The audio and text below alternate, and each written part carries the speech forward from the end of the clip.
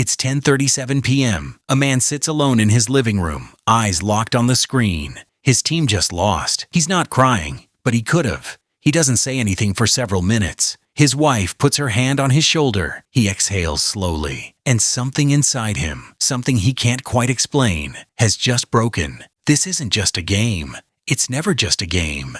Millions of people around the world experience emotions of overwhelming intensity because of a sports team. People who have never set foot on a field, who don't personally know any of the players, who have no real connection to the club, feel immense pride after a victory and genuine pain after a defeat. Why? What is really happening inside the brain of a fan?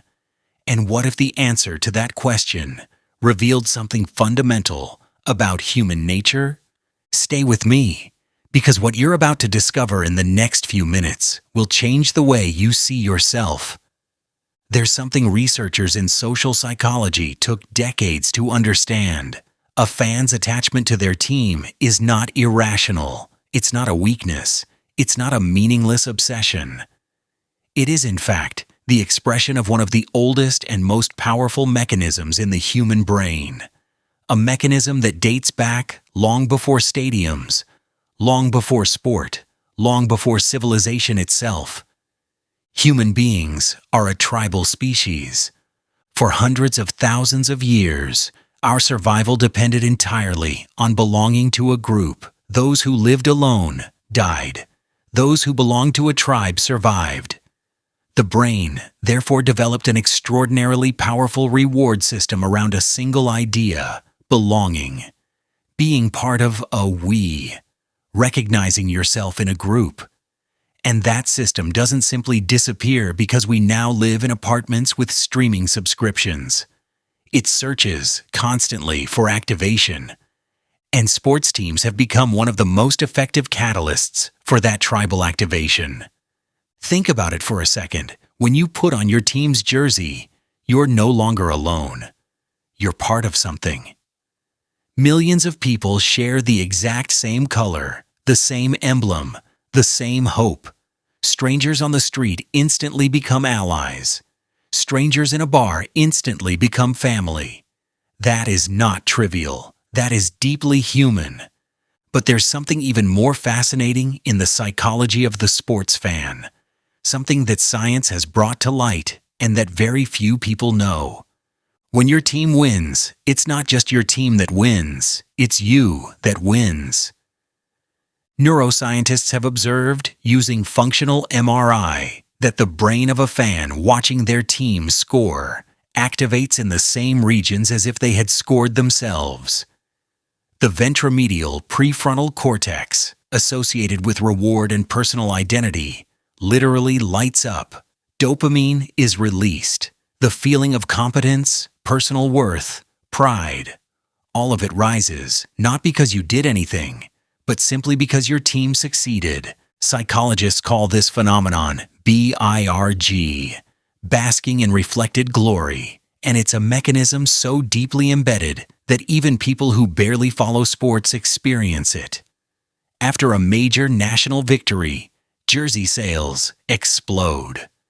People use the word "we" more often when talking about their team. They feel objectively better in their daily lives, more confident, more enthusiastic, more social. A sporting victory is, neurologically speaking, a personal experience. And now I need to talk to you about the other side, the one nobody really wants to explore: defeat. Because if victory is experienced as personal success, defeat is experienced as personal loss. The same mechanisms, but reversed. The anterior cingulate cortex, the brain region associated with social pain, activates after a favorite team's defeat. This is not a metaphor. The pain of a quarterfinal elimination feels, neurologically, like the pain of personal humiliation. Some studies have even shown a significant increase in cortisol, the stress hormone, in fans whose team lost an important match, for several hours after the game, not just during, after. And yet, these same people come back, the following week, the following month, the following season. Why? Why keep exposing yourself to that pain? Because there's something that defeat does that victory alone cannot. It creates depth. It creates loyalty. It creates meaning. A team you loved only in victory is not a team you truly loved, but a team you supported through defeat, through hard times, through seasons of drought and broken hope. That team becomes part of your story. And human beings, fundamentally, build their identity through the stories they tell about themselves. I'm someone who doesn't give up. I'm loyal. My team was relegated, and I stayed. These sentences aren't about sport.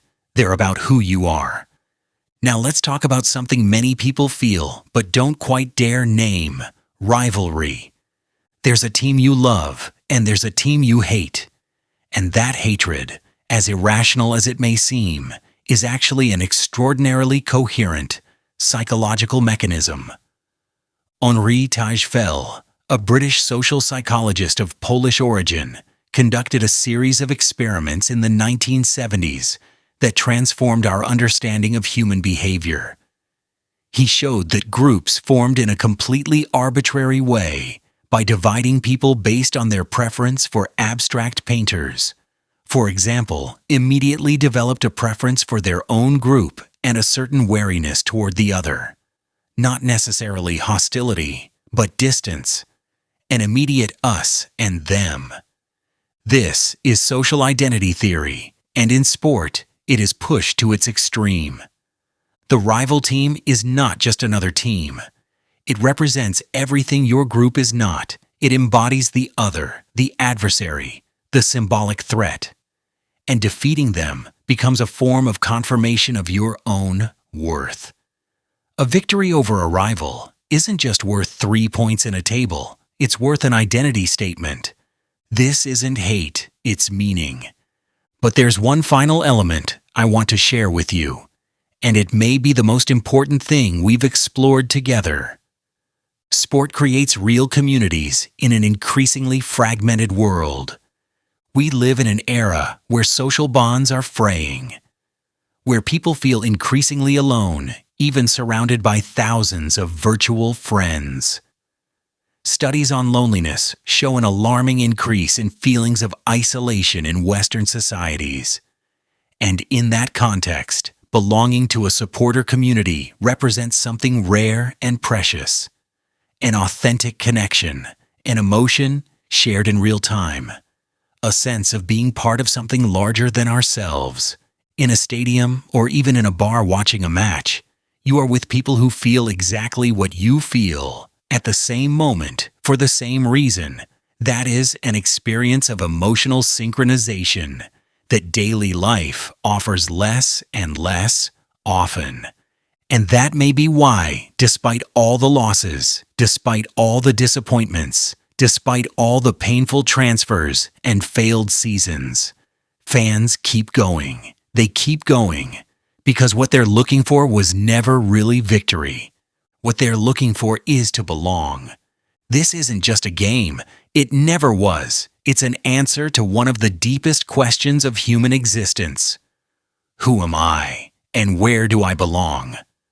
And the next time you sit there, watching your team play, with that tension in your chest, that strange and total love for 11 people you've never met, remember this. That's not a weakness. That's one of the most profoundly human things you will ever feel.